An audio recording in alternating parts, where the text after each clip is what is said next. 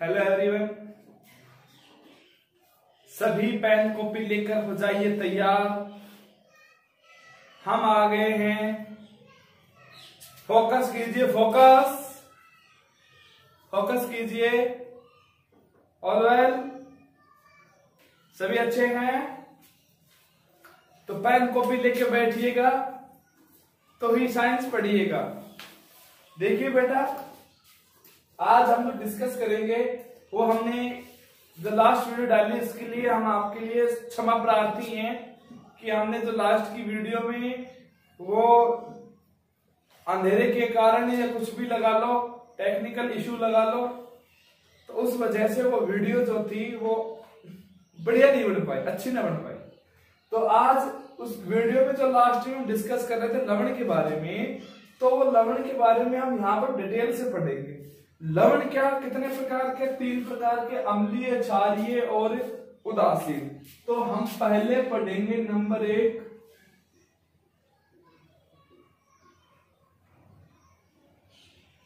जैसा कि आप सभी को जानते हैं कि जो लवण कैसे बनते हैं, अम्ल और क्षार के जोड़ से क्या बनते हैं, अम्ल और क्षार के युग्मन से क्या बनते हैं, लवण बनते हैं। और लवण 3 प्रकार के हैं। कौन कौन से?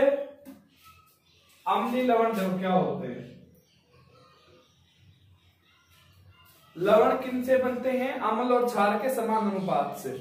तो उदासीन लवण बनेंगे, अर्थात किसी अम्ल की सांद्रता प्रबल है और दूसरा क्षार भी प्रबल है, तो उदासीन लवण बनेगा। और प्रबल अम्ल और दुर्बल क्षार से, प्रबल अम्ल और दुर्बल क्षार से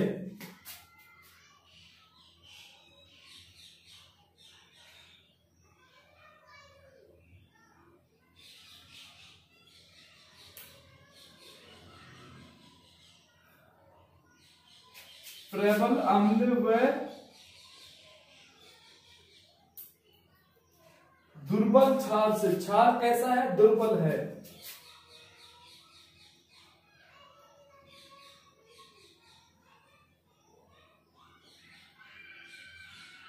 अम्लीय लवण बनते हैं, जैसे इनके हम एग्जाम्पल लिखेंगे।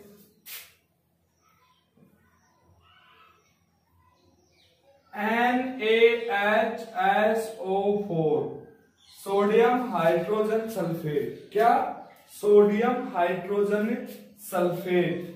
Na2HPO4, sodium hydrogen phosphate. Sodium hydrogen phosphate, इसका नाम फोस्फेट है, इसका नाम सल्फेट है। ठीक है। जब हम क्या करते हैं, प्रबल अम्ल जैसे हम H2SO4 ले लें और दुर्बल क्षार, कोई भी दुर्बल क्षार ले लें, तो उसकी रिएक्शन करा दें, तो अपने जो बनेगा वो क्या बनेगा? प्रबल अम्ल और दुर्बल क्षार से अम्लीय लवण बनते हैं। अम्लीय दिखा है, लवण लिखना भूल गए।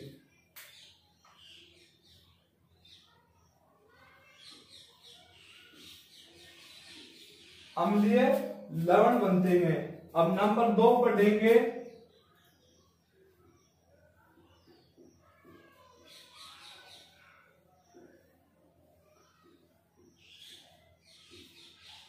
क्षारीय लवण।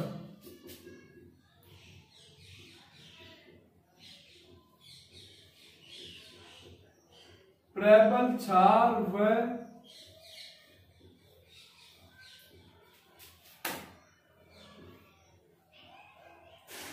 दुर्बल अम्ल के संयोजन से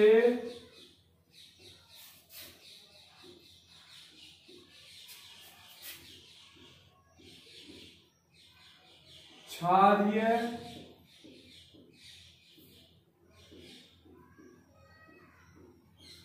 लवण बनता है। प्रबल तो क्षार ले ले और दुर्बल अम्ल ले लें, तो उससे क्या बनेगा? क्षारीय लवण बनेगा, यानी कि क्षार की मात्रा अधिक होगी। एग्जाम्पल के लिए MgCl2, उदाहरण के लिए MgCl2, जिसे हम क्या कहते हैं, magnesium chloride, CuCO3, copper carbonate, copper carbonate. ये दोनों किसके उदाहरण हैं, क्षारीय लवण के। किसके उदाहरण हैं, क्षारीय लवण के। और जो नंबर 3 पढ़ेंगे बेटा वो कौन सा है,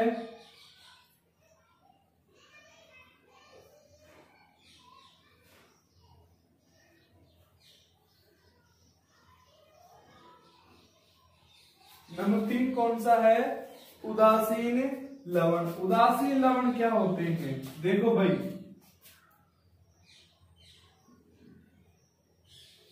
समान सांद्रता वाले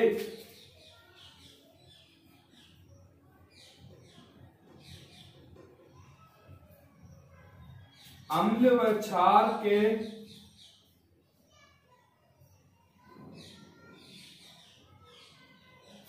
समान सांद्रता वाले अम्ल और क्षार के संयोजन से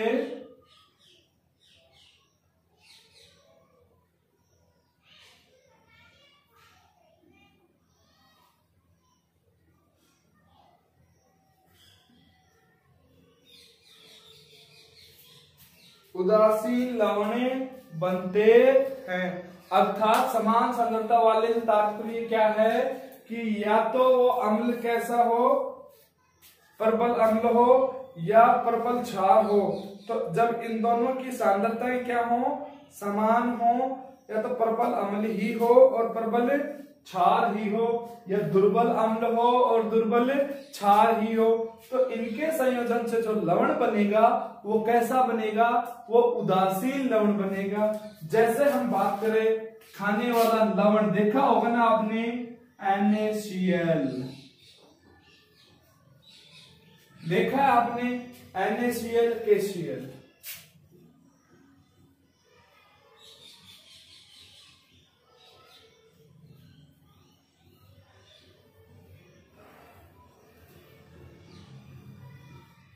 आप जी बेटा अब हम डिस्कस करेंगे अम्ल क्षार संकल्पना। बहुत बढ़िया टॉपिक है जो आपके आगे आने वाले जीवन काल में भी काम आएगा। जब आप 11th 12th में होंगे तब भी काम आएगा।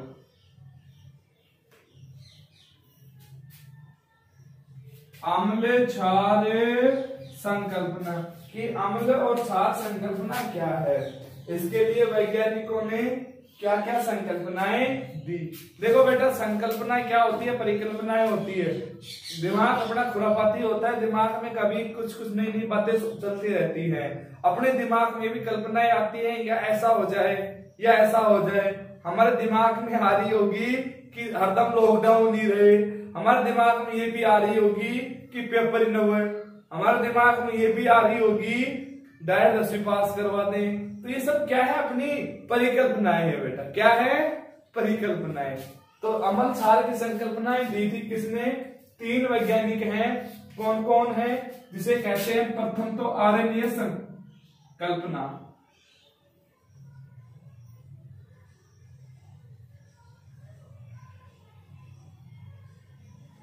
आर्यनीयस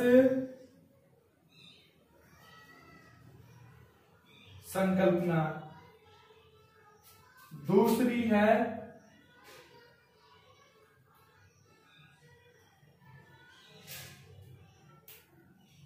ब्रांस्टेड लोरी संकल्पना।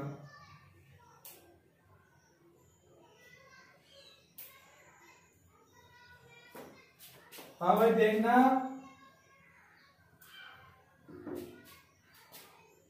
लुईस अम्ल क्षार संकल्पना। क्षार दिखा, अम्ल, लुईस अम्ल क्षार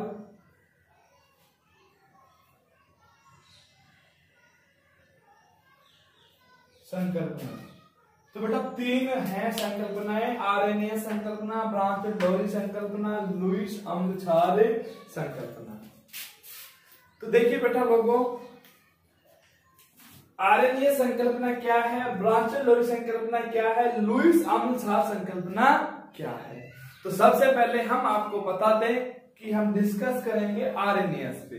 आरएनए साइंटिस्ट ने क्या बताया था कि अम्ल क्या होते हैं, क्षार क्या होते हैं। तो इसने बताया कि जब अम्ल को जल में घोला जाए या किसी पदार्थ को जल में घोला जाए, जल में घोलने से वह H+ आयन दे। कौन से आयन दे भाई? H+ आयन दे, तो बोला भाई अम्ल होगा। ठीक है भाई। और कहा यदि OH- आयन दे तो वो क्या होगा? क्षार होगा। ये किसकी संकल्पना है? आरएनियस की संकल्पना है। तो प्रथम टॉपिक डालेंगे आरएनियस संकल्पना।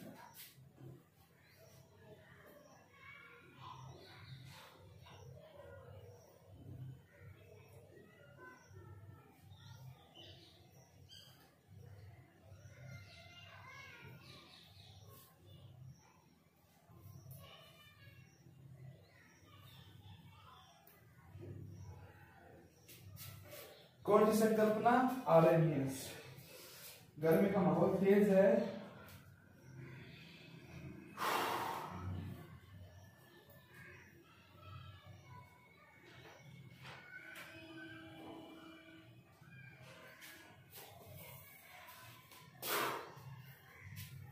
देखो बेटा परिभाषा यह संकल्पना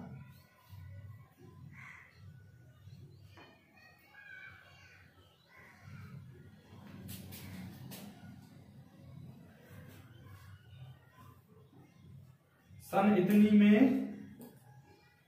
कितनी में? 1887। कितनी में? 1887।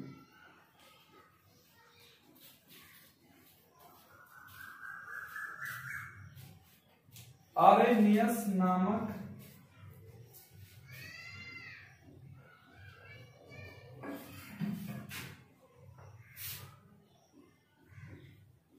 वैज्ञानिक ने दी तथा बताया कि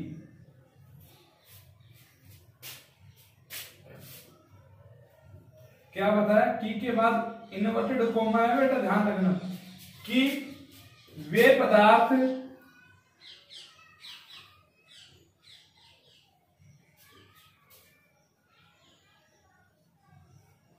जो जलीय विलयन में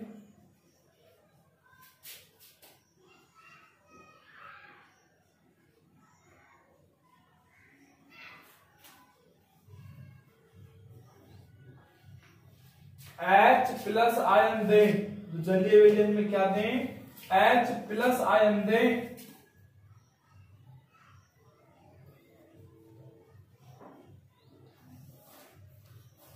अम्ल तथा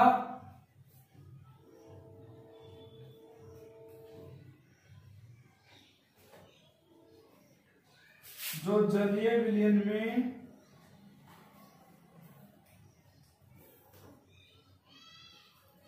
OH- दिख रहा है, जलीय विलयन में OH-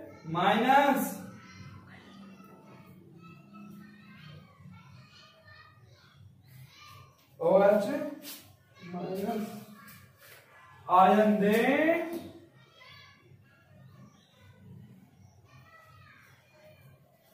वो चलो थोड़ा सा ऊपर लिख देते हैं। कैमरामैन महोदय का संकेत आया है कि दिखाई नहीं दे रहा है। OH- आयन से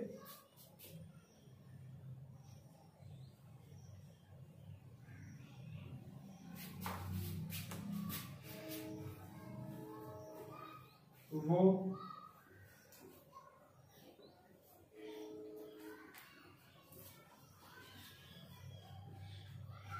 क्षार कहलाते हैं। क्या कहलाते हैं?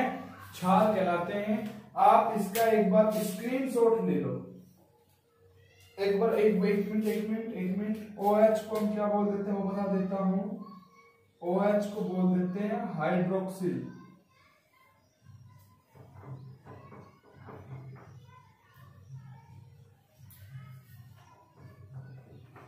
OH को क्या बोल देते हैं? हाइड्रोक्सिल। और H प्लस को बोलते हैं हाइड्रोनियम।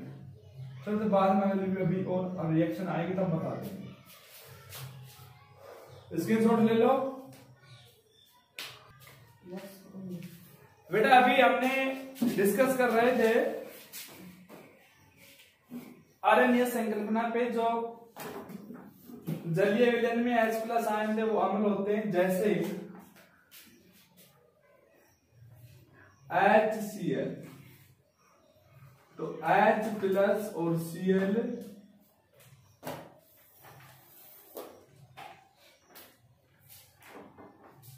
माइनस। तो H तो किसका आया है? प्लस का आया है, और Cl किसका आया है? माइनस का। तो इसका मतलब यह क्या है? अम्ल है। क्या है? अम्ल है। जो जलीय विलयन में H प्लस आयन दे वो क्या होंगे? अम्ल होंगे।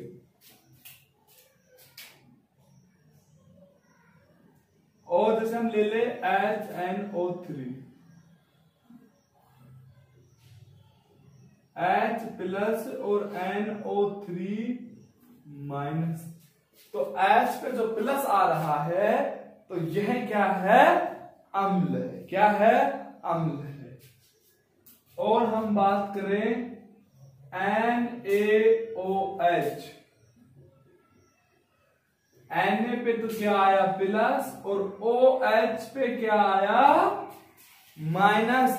जो OH माइनस आयन देते हैं बेटा, जो क्या दे? OH माइनस आयन दे, वो क्या होते हैं? क्षार होते हैं। तो NaOH क्या है? क्षार है। क्या है? क्षार है। और यदि हम बात करें KOH ले लो,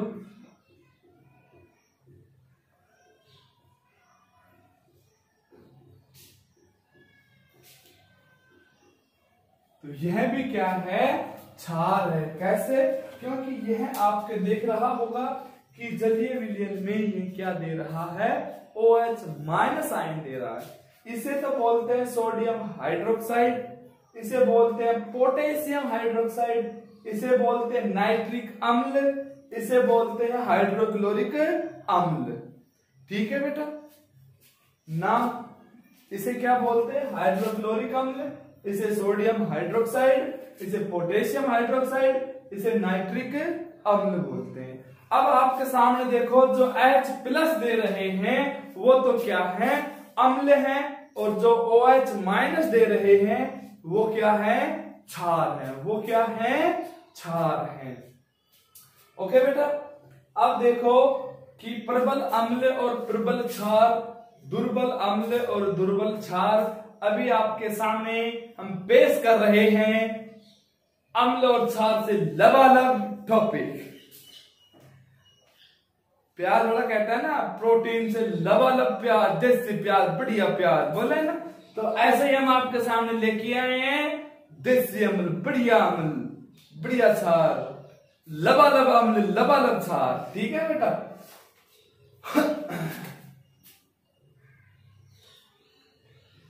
जो जलीय विलयन में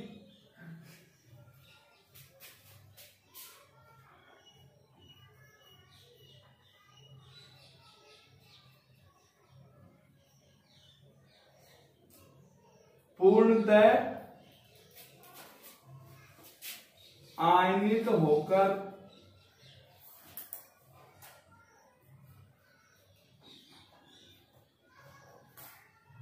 H प्लस आयन दे,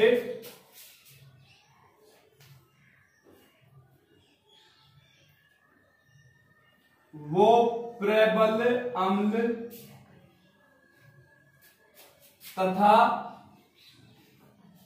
जो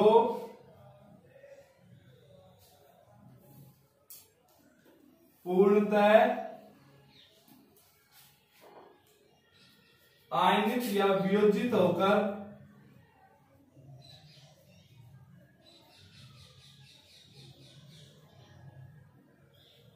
जो पूर्णतः वियोजित होकर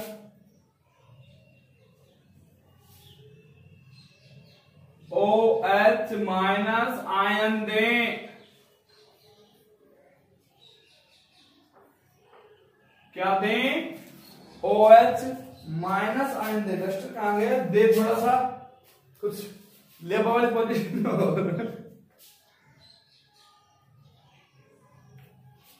OH माइनस आयन दे। जो पूर्णतः H प्लस आयन दे वो तो प्रबल अम्ल। कौन से अम्ल? प्रबल। और जो पूर्णतः OH माइनस आयन दे वो होंगे प्रबल क्षार।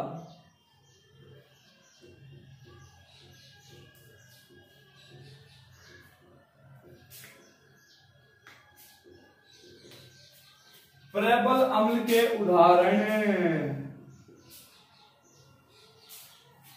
उदाहरण से लेवल ऑफ टॉपिक ध्यान रखना। उदाहरण से लेवल ऑफ टॉपिक प्रबल अम्ल।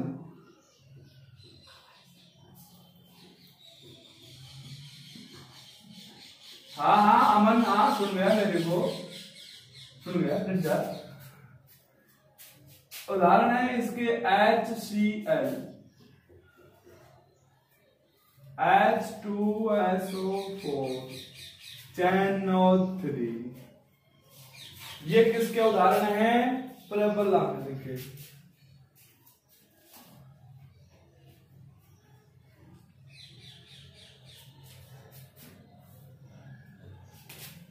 प्रबल क्षार।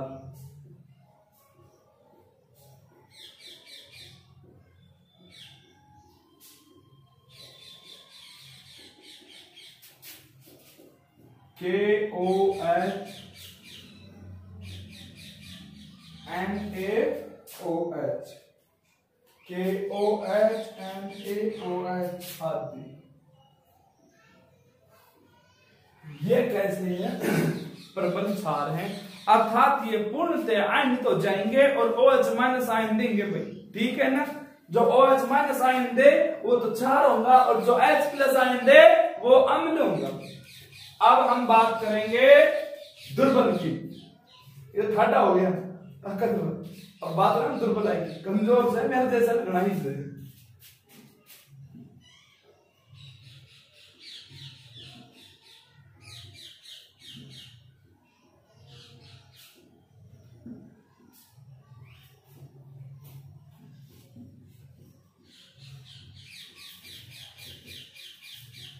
जो जलीय विलयन में पूर्णतः आयनित नहीं होते,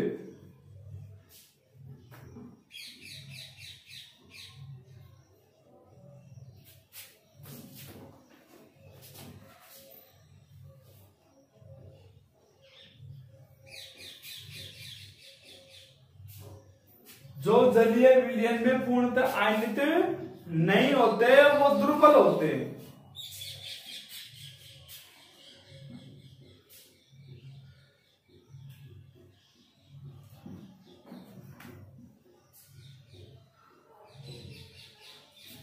जलीय विलयन में पूर्णतः आयनित नहीं होते अर्थात पूर्णतः आयनित होकर H प्लस आयन नहीं दे वो तो दुर्बल क्षार।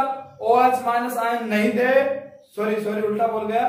जो पूर्णतः आयनित होकर H प्लस, जो पूर्णतः आयनित जैसे इसमें था कि जो पूर्णतः H प्लस आयन दे रहे थे वो तो क्या थे? प्रबल। और जो पूर्णतः आयनित होकर पूर्णतः आयनित नहीं होकर हाइड्रोजन आयन नहीं देते, H प्लस आयन नहीं देते वो दुर्बल अम्ल।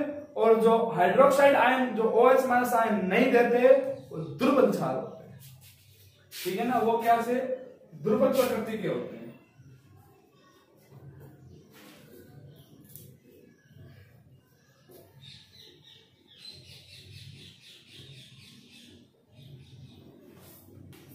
वो किस प्रकृति के होते हैं बेटा?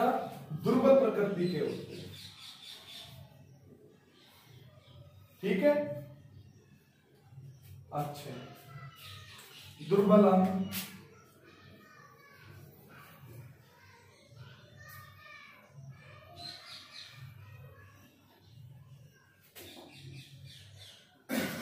और इधर लिख देंगे दुर्बल क्षार।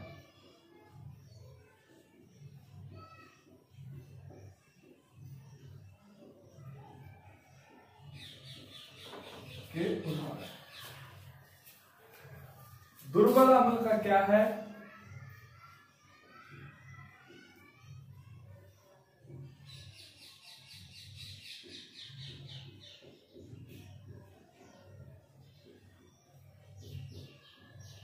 CH3COOH और H2CO, कार्बोक्सिलिक अम्ल है, ये कार्बोनिक अम्ल है, कार्बोक्सिलिक अम्ल है और ये कार्बोनिक अम्ल है। ये हाइड्रोक्लोरिक अम्ल है, ये सल्फ्यूरिक अम्ल है, ये नाइट्रिक अम्ल है, सोडियम हाइड्रोक्साइड है, पोटेशियम हाइड्रोक्साइड है। दुर्बल अम्ल हो गए। अब दुर्बल क्षार के उदाहरण देखो बेटा, किसके उदाहरण है? दुर्बल क्षार के। NH4OH का हाइड्रोलाइज, सॉरी ट्वाइस नहीं आएगा क्योंकि NH4 पे भी एक पॉजिटिव होता है और OH एक।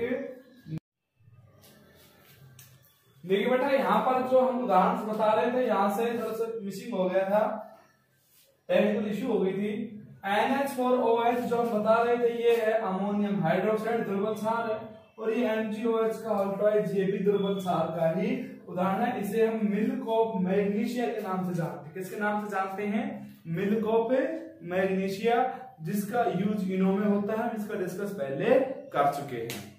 देखिए विद्यार्थियों, जो आरएनएस हम तो मैंने सोचा कि वीडियो चल रही है लेकिन बाद में पता चला कि वीडियो रुकी हुई थी।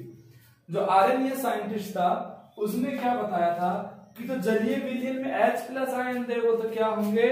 अम्ल, और जो OH- आयन दे वो क्या होंगे? क्षार। आरएनएस की संकल्पना के अनुसार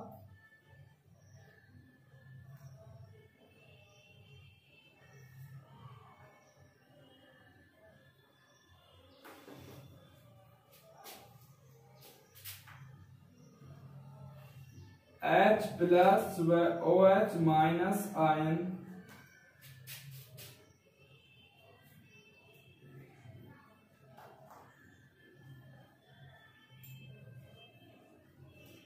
परस्पर क्रिया करके H2O यानी कि जल का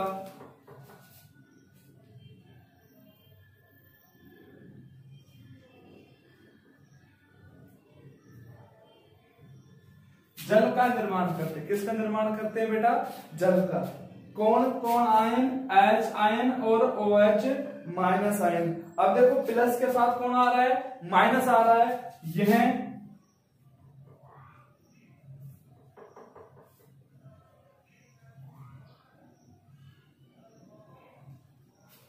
उदासीनीकरण अभिक्रिया भी कहलाती है।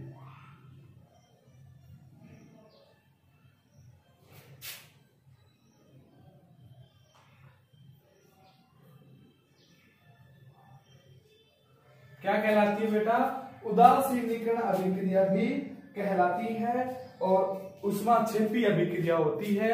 ऊष्माक्षेपी अभिक्रिया क्या होती है? ऐसी अभिक्रिया जिसमें ऊष्मा का उत्सर्जन होता हो, ऊष्मा बाहर निकलती हो, वो अभिक्रिया कौन सी होती है? ऊष्माक्षेपी अभिक्रिया होती है। जैसे आपने एग्जाम्पल देखे होंगे कि जैसे हमने हीटर को चालू किया तो गर्म होकर वो क्या दे रहा है? ऊष्मा दे रहा है, ऊष्मा निकल रही है।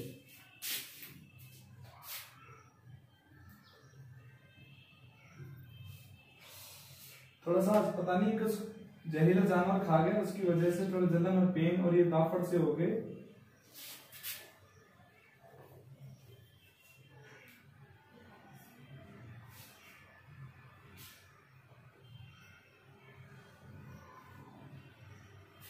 यह ऊष्माक्षेपी अभिक्रिया है।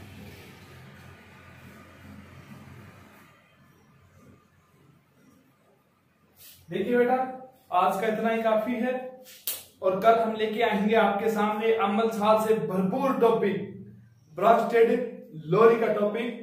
और जो सेकंड पार्ट था वीडियो का, इस वीडियो के डिस्क्रिप्शन में मिलेगा, फर्स्ट पार्ट भी इस वीडियो के डिस्क्रिप्शन में मिलेगा।